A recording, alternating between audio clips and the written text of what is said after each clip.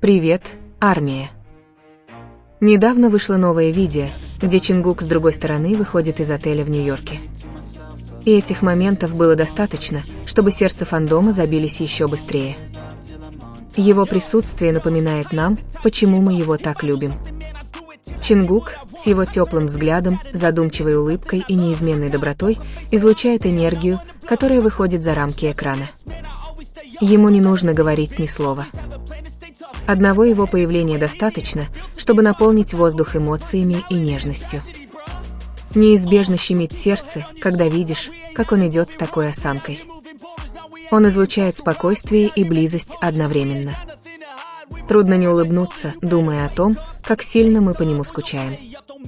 Я знаю, вы тоже это чувствуете. Смесь ностальгии и надежды, тоска по нему, но также и бережное отношение к нему.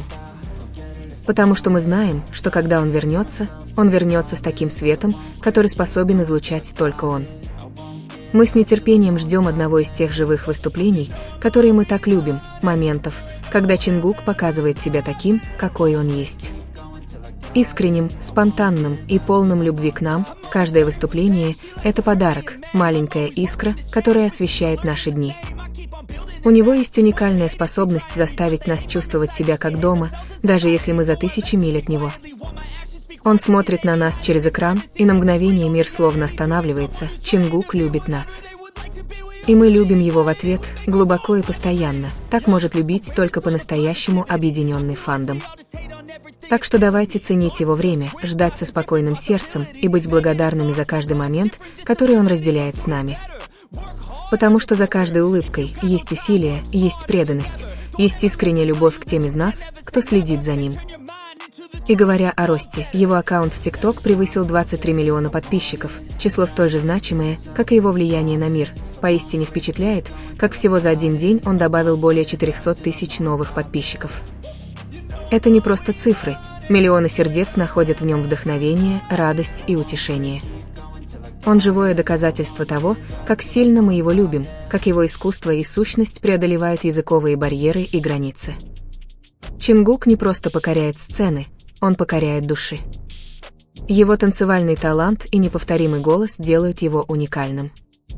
Ни один другой артист не обладает таким идеальным сочетанием силы и нежности, дисциплины и теплоты. Неудивительно, что он установил мировой рекорд, став единственным сольным исполнителем, набравшим более 300 миллиардов просмотров в TikTok. Это число, такое огромное и почти невообразимое, не что иное, как отражение любви, которую к нему испытывает весь мир. Хэштег «Решетка Джанкук» превысил 300 миллиардов просмотров, и это не случайно. Этот хэштег олицетворяет глобальную связь.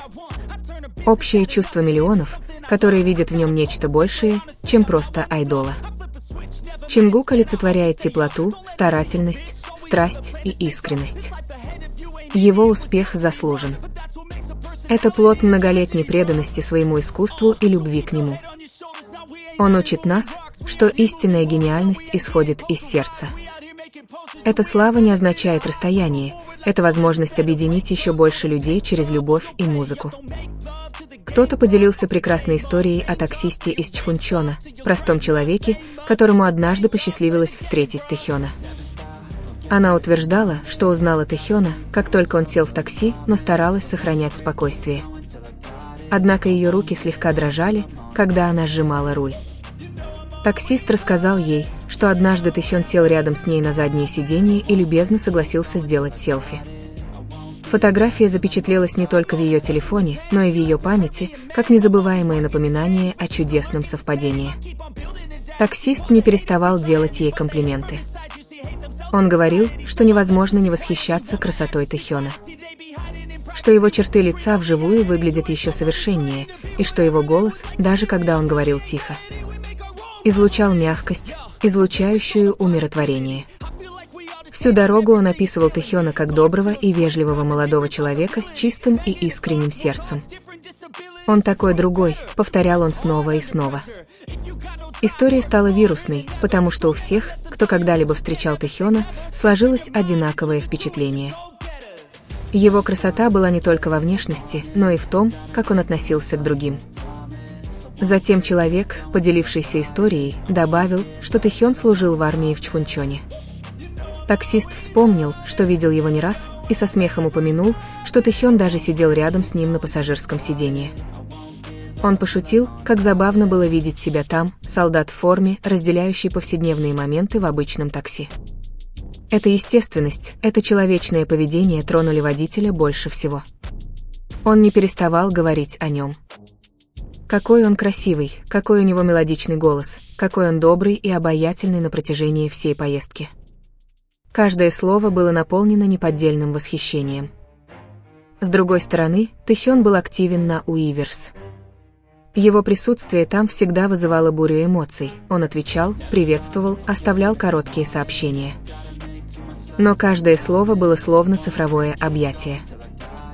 Он был таким милым и излучал столько нежности, что фанаты чувствовали, что он их по-настоящему любит.